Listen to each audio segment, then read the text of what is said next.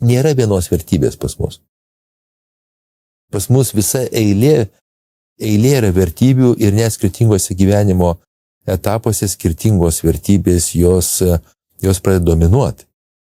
Ir mes žinom, kad, pavyzdžiui, jeigu žmonės daleiskim, kažką tai kūrė šeimą, kūrė kažkokį tai verslą, tai vienos vertybės dominuoja, gyvenimo pabaigoje kitos pradeda vertybės dominuoti. Ir taip pas tą patį žmogų. Iš to mes esam labai labai dinamiški, mes esam daugialypiai, mes esam daugiaspalviai.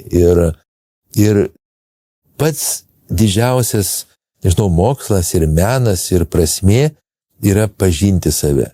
Nežinau, kas parašė knygą Pažink save, ar pasakė, yra bet kažkoks tai iš stoiko ar iš kažko tai taip pažink save. Markas Aurelijus.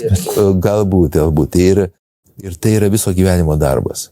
Nes kol mes gyvi, mes galim atrasti pas save kažką tai, kas yra nepažinta, nes skirtingose aplinkybėse išryškėja skirtingi aspektai mūsų, tame tarpe vertybiniai. Ir esu matęs tą gyvenimą. Ir pas save esu matęs ir pas kitus žmonės.